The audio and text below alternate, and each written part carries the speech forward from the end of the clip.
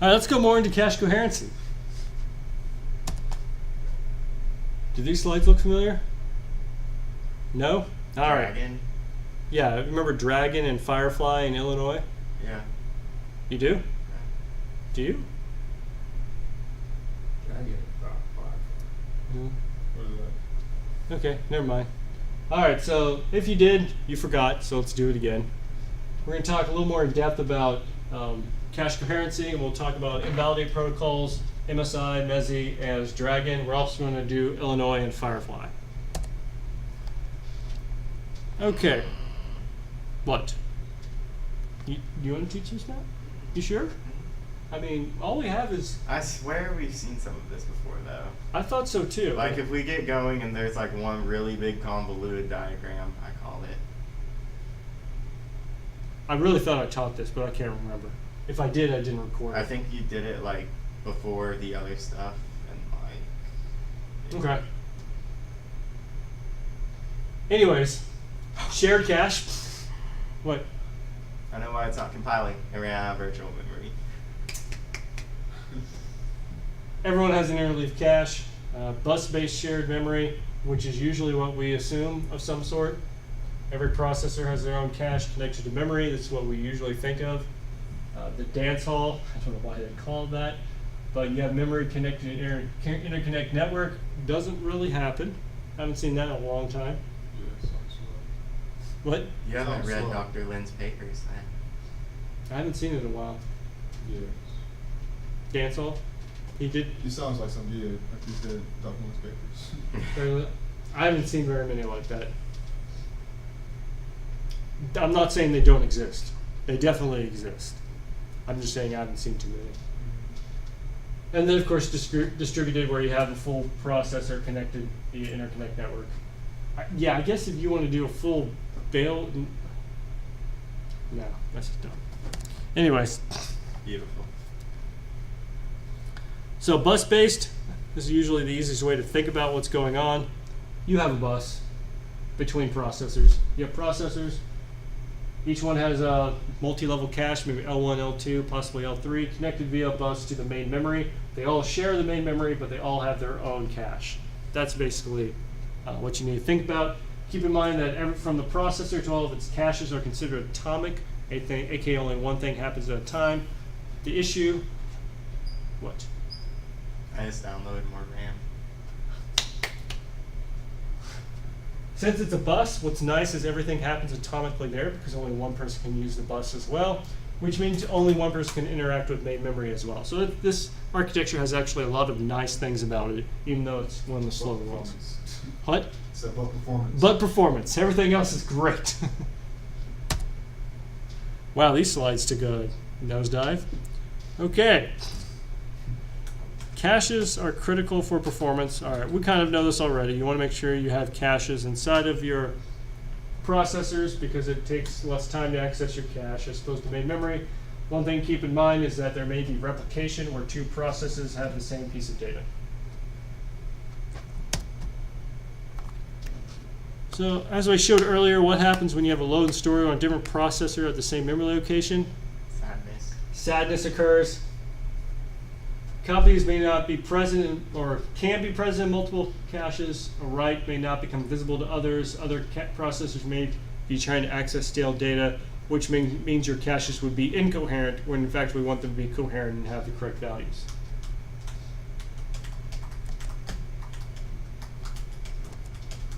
Oh, here we go. Hey, look, we have a picture. Ooh, animated.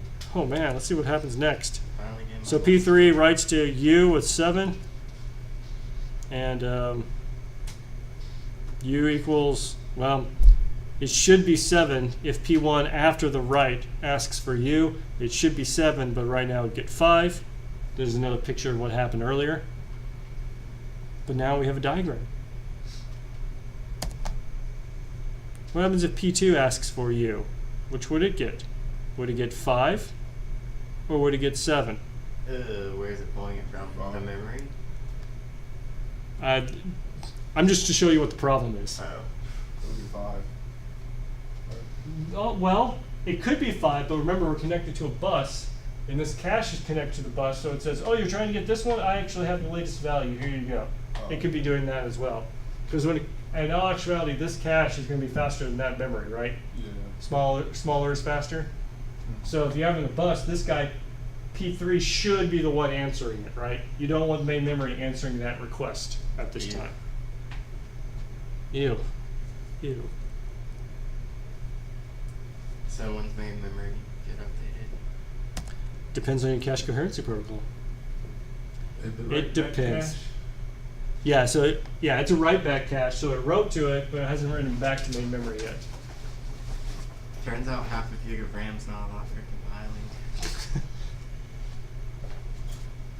compiling. Let's see. Organize what to do about cache coherency? Organize hierarchy to make it go away? Sure. You could remove all your private caches and use a shared cache. Not a good idea for a large number of processors. You could mark segments as cacheable, but then you lose a ton of performance. So you detect and take actions, which is what we do. In other words, yeah, you could do these two options, but they're terrible solutions. All right, so cache placement identical to single cache. Really, okay. What is it trying to tell me here? Oh, I'm sorry. Shared cache advantages. It's just trying to point out that if your cache was after the switch, then you'd have an advantage there because you'd have one cache trying to deal with everything. But you can only so many number of processors can access it, and it's hard to do multi-level caches. Just trying to show you that this design is not usually the best. Okay, where's the picture?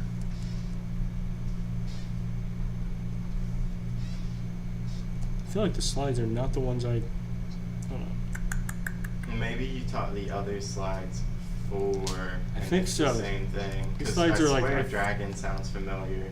I feel like these slides are not right. All right, snooping. I don't know what those other slides are. They need to be killed. But here we go. Bus snoop. All right. The idea is that your bus is also going to have some cache coherency lines with it in order to do the cache coherency protocol.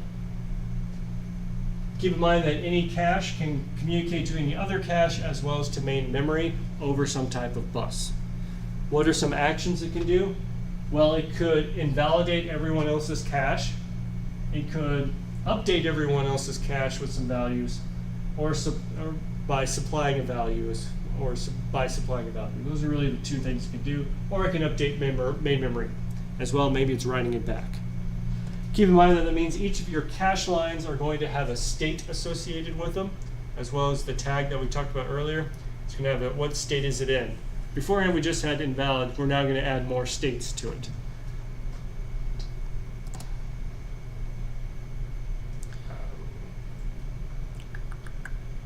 All right, just a kind of a bigger picture: state, your tag, and your data. The snooper. Keep in mind the protocol is distributed. In other words, every cache has logic to handle the algorithm. There is no central controller.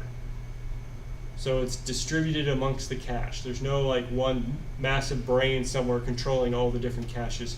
Each cache is responsible for adhering to the protocol.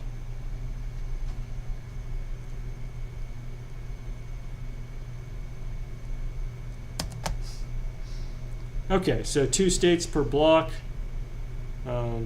Write through and validate. Oh, I guess this is the basic one that no one uses. So you can write to it and read from it, and that makes it valid. But once anyone else tries to read, you invalidate everyone else.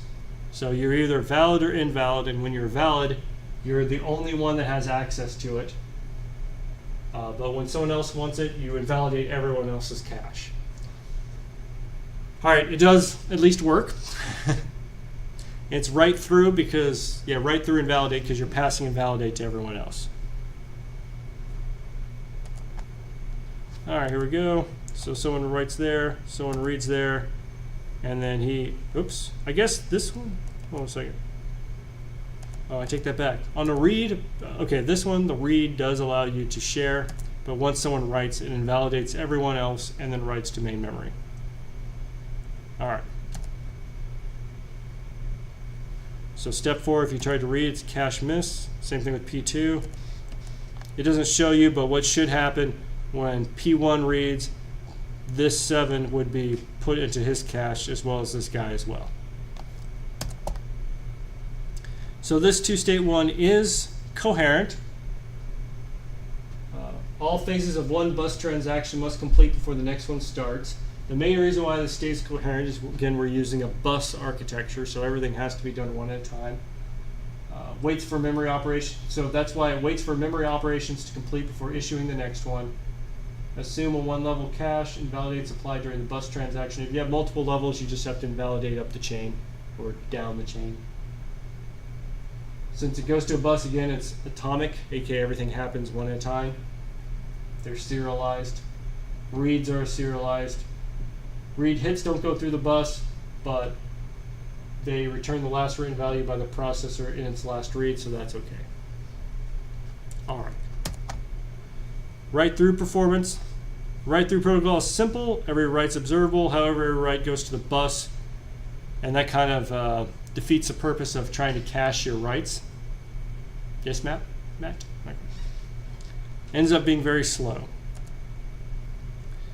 The write back, so this is where we get the MVI or MSI. The V could be the S in this situation for shared. If it's modified, aka it's dirty.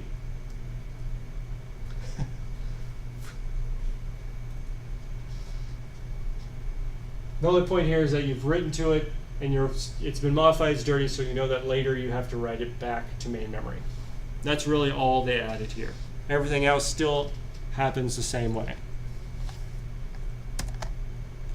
That's why it's usually called MSI as opposed to MVI. Yeah, MSI. So shared, the block is clean and may be cached in more than one cache. Memory is up to date. Modified, only this cache has a modified valid copy of this block. Memory is not up to date with what's in it. That way you can keep reading and writing to the one cache block and not have to go out on the bus and snoop around. Naturally, when you need to evict the modified line, you write it back to main memory. Or if someone wants to, you might what's called a bus read flush, aka someone else wants to read from memory, it would flush it to that value to main memory and put you back to shared because someone else is just trying to read from it. Makes sense, Matt? Yeah. It's like that. I want to get to the dragon one. Wait, what's the difference between this one and this one? Okay, I guess you can read all this if you want, but I think we've gone through each one of these. You okay with this one, Matt? Uh-huh. Okay, good. Oh, good, we get a picture. That's why I use these slides. P1 reads U. Yay! P3 reads U. Okay, notice they're both in shared because they're just read, they're not modified. Yeah, we definitely did the thing before now, I remember. I thought so. The shared, yeah. But y'all don't remember this? I wasn't that bad. I think I might have just been the only person here that day, honestly. I don't know, and then I forgot to You record. probably did forget it. Oh, well, that explains everything. All right, so P3 writes to U. Since P3 is trying to write to U, he needs to invalidate P1. So he's now invalidate, and that guy's demodified. Now, if P1 tries to read U, there's going to be a bus read and flush. So the bus is going to read it and, of course, flush it to memory. It's going to do those two things. 7, of course, he's shared because he now has the right value as well as main memory. And everyone has been kept coherent. P2 reads U. All right, that's fine. He just gets it from the bus. Either P1 or P3 can satisfy that request. It doesn't really matter. Everyone good? Let's see. I don't think there's a point to this one. All right. Matt, remind me when we get back to edit these slides. There's just a lot extra here that's not necessary. Mezzi, here we go. So what's the drawback here? Well, read-write of a block causes two bus transactions because you have to go to shared followed by a bus read going from shared to modified. So if you want to read and then write, there's two extra transactions. But if you're the only one, aka you're in shared state, but you're the only one that had it, you didn't need to go back on the bus in order to go to modify. You knew you were the only one that owned that cache line. And going to the bus is always slow. You want to avoid that as much as possible. Most common when using multi-program workload, this happens a lot, ends up happening a lot. So that's why they added another state called exclusive. Indicates that only this cache has a clean copy. Distinguish between exclusive clean and exclusive modified state. This is why it's usually called Mezzi. Modify, exclusive modified, and just exclusive clean. Shared and invalidate. So modified is just like beforehand, where you're the only one that has a copy, it's modified. Main memory is stale. Shared is still like beforehand, well, similar to beforehand. The only difference is if you're in shared, more than one cache may have copies. In general, there are more than one caches that have the copy. Main memory is up to date, invalid is valid. Exclusive means that only this cache has a copy which is not modified and main memory is up to date. So if you just did a read and you're the only one that has read the memory, you're going to be an exclusive because you're the only one that has it and main memory is up to date. That means if someone else tries to read, you don't have to go to main memory because you don't have to flush anything, you're not dirty. But on the flip side, if you want to write, you just switch to modified because you know no one else has that piece of memory in cache. This is known as the Illinois protocol. Variants of this are used. This is actually what's used in a decent number of architectures. Okay, good. Shared signal or write or. Here. We don't get an example? Oh. All right. Keep in mind, now you have more state to keep track of.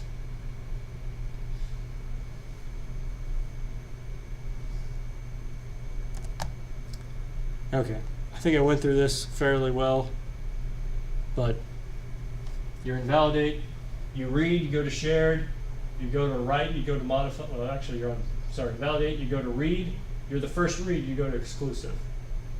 If someone else reads from it, you go to shared with that other person. But if you write and you're in shared, you invalidate everyone else and then go to modified. If you invalidate and you read but someone else has it, you go to shared. And then if someone else tries to write, you go back to invalidate. What else can happen? If you're in modified and someone tries to read, you go back to shared and you update the value as well. How do you go from invalidate to modified? What's that? Invalidate to modified? See, invalidate, how do you go from if you are to write, if you're just going to write to it without ever reading from it, then you would go to modified because it's dirty, right? Normally you go to exclusive, but exclusive means that you have a clean copy that's consistent with main memory. But if you're writing to it, it's no longer consistent with main memory, so you'd be modified. Because you have modified the piece of data. So it's not reading from memory before we write to it? In this one? Yes. Correct.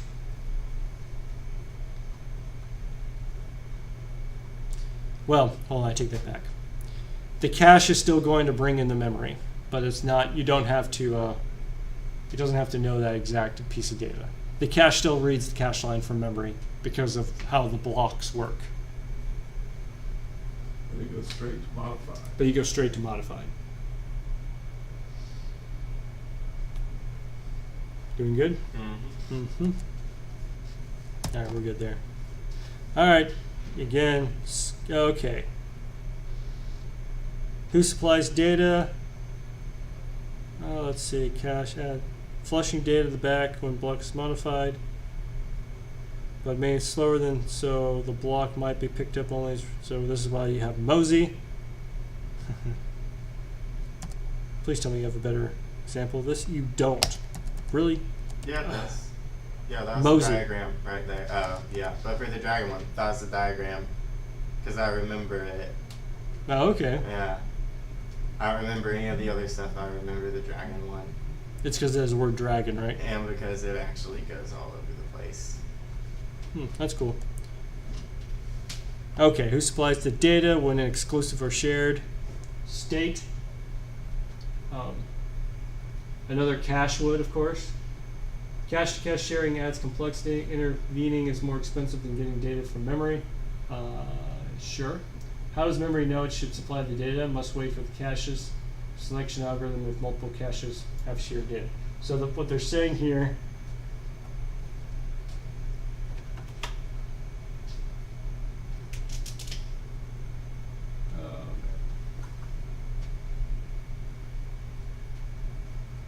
data is picked up by the requesting cache and by main memory.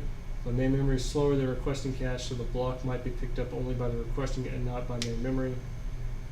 Own states shared for the memory is not up to date. Right, okay. Here's the idea. Really wish I had a picture here. We'll do a simple one, P1, P2.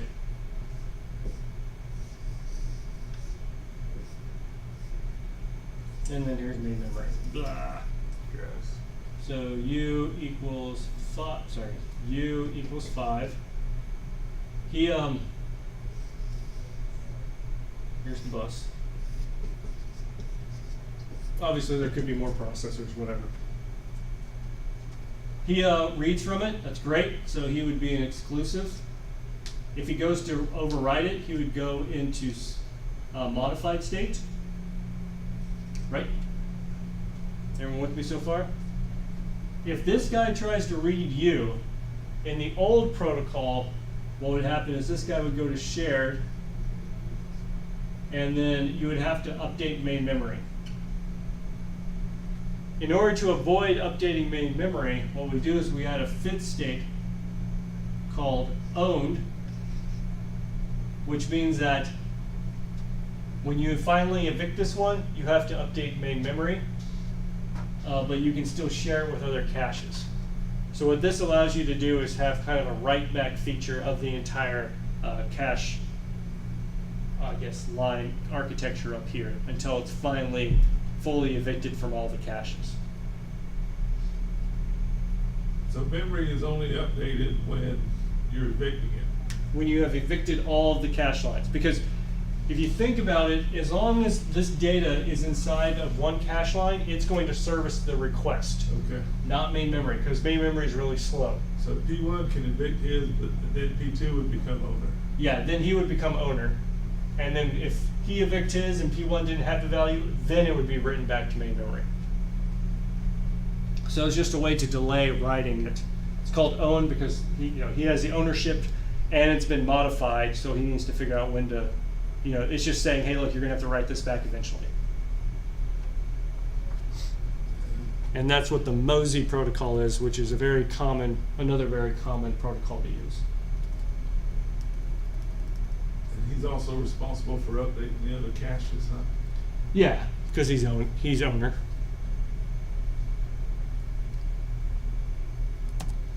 Oh yeah, any others? Okay, so far we've talked about write and validate, which is usually the intuitive way to go about it, but there are a couple other cache coherency protocols that are out there that do work in different situations. One of them is called Dragon. It's a write update protocol. So there's no, it's a write update protocol, so whenever you write, you update everyone's caches by default. So 4 states: exclusive clean, shared modified, and modified. Which one's missing? Invalid. Yeah, invalid. What happens is no one can have an invalid cache line. A little weird, but that's what's going on.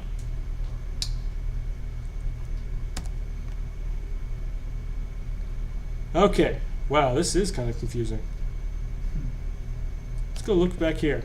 Exclusive. My cache only has the data block and memory is up to date. So that'd be like the first time you read from something. So that's exclusive clean. Shared clean. Or I like to just think of it as, shared.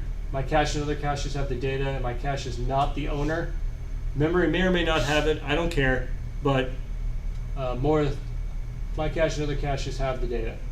Modified, my cache and others have the data, and my cache's owner, so the memory is not up to date.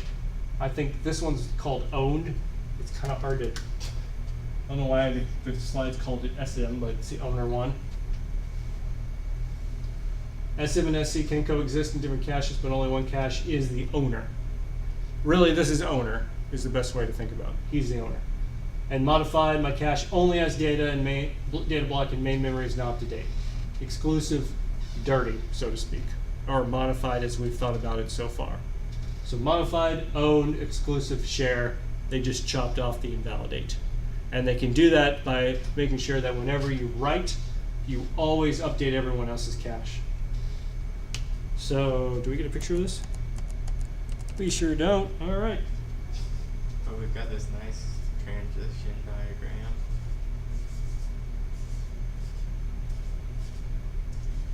So nothing's invalid, but if you were to read from u equals 5.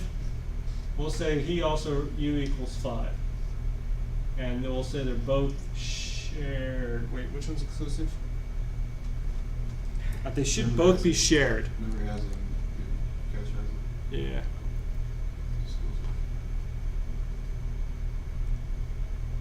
Yeah, so they're all shared. And let's say P1 writes. If P1 writes, then he becomes owner. He writes a 7, and he updates P2's value to 7. So when you do a write, you update everyone else's cache. That's why there's no invalid, because you can't get invalidated through this cache. So when you say owner, that's shared modified Yes, shared modified. for the slide. And then if P1 tries to get W, it would be exclusive or Yeah, he'd Cool. he'd have exclusive, and then P2 would become owner. And right there, P2 would be the shared clean. Right now he's shared clean, yes. It helps me to just think of this as Mosey. They just have different terms. So this one's exclusive, this one's regular shared, and this one's modified. But it's write update, so invalidate never happens.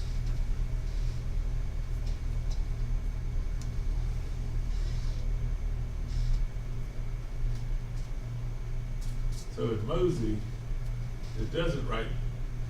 Mosey, other caches. yeah, Mosey is invalidate because you have the invalidate one, right? Yeah. It's up to the other cache to get them correct. Yeah, you have to get a leader. All right, here's your state diagram. It looks complicated, but it's fairly straight. I mean, it's kind of intuitive. So cache miss, block not present in cache. It's a read or a write miss, and it's not present in any other. If it's a read not present in any other cache, you go to exclusive. If some other cache reads it, you go to shared clean. If you're in shared clean and you decide to write to it, you would go to shared modified if, or owner if someone else has that piece of memory, or you go to modified if no one else has that piece of memory.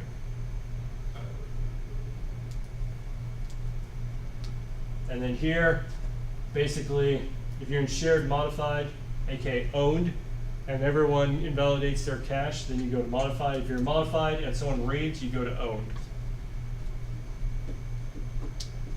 That's about it.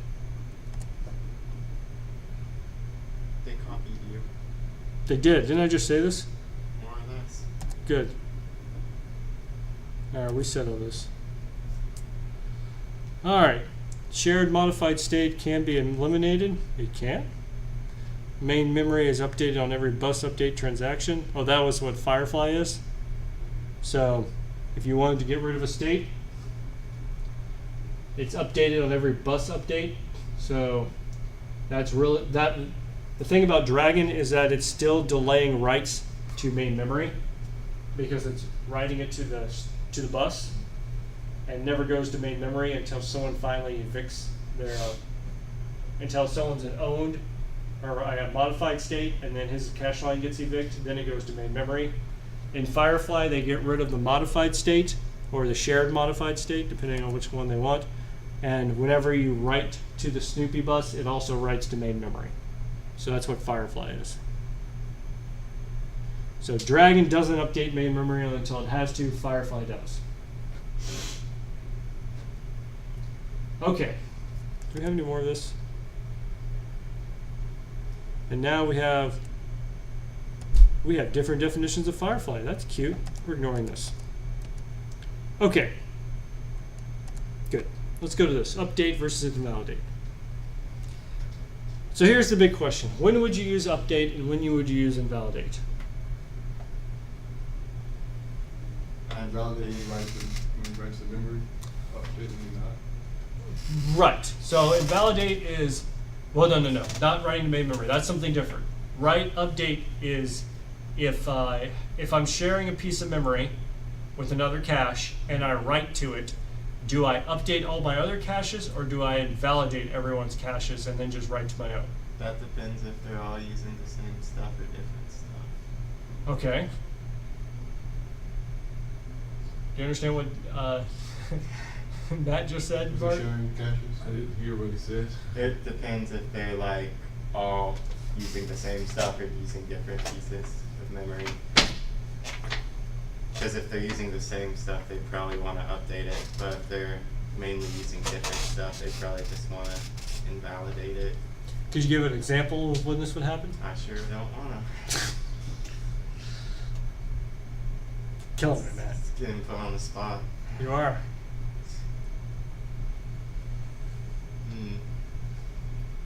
So one classic example is called producer-consumer. Well, someone produces tasks and the consumer consumes them and writes the result. Which one of these would probably be the best for that?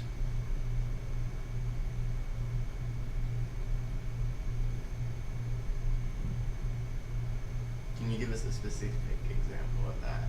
A specific example of producer-consumer. Something tangible. Something tangible.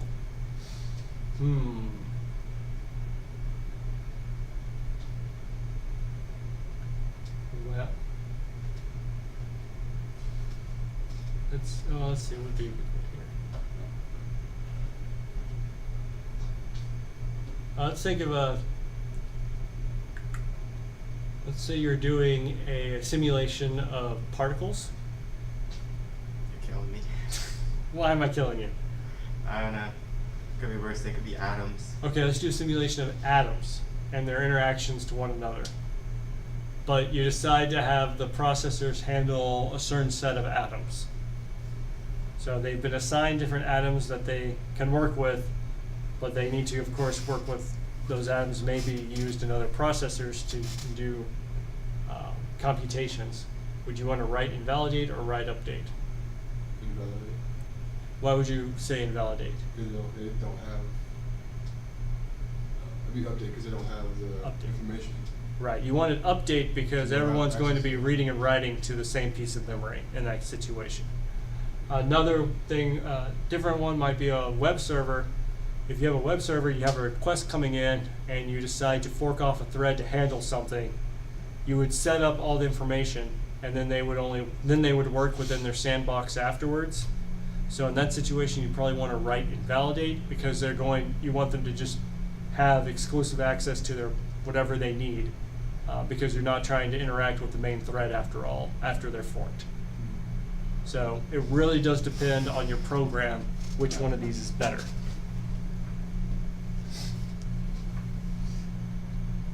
So what they talked about, if you have no sharing independent threads, then the perform updates would have problematic because you'd have wasteful updates. If it was a read-only, most protocols work well, so it doesn't really matter. If you have objects that migrate, well, it depends on the situation. Their update could have too many copies, or maybe it wouldn't have enough copy with invalidate. Let's see.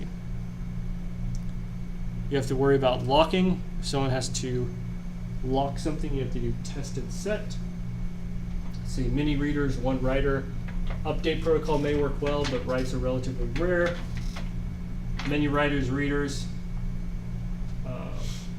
Invalidate probably works better because update would have too many copies. Yep.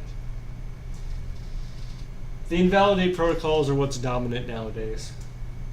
This may change in, wow, I don't even know what they mean by CMP. May change this assessment or chip on chip bandwidth. Okay, let's stop for a moment.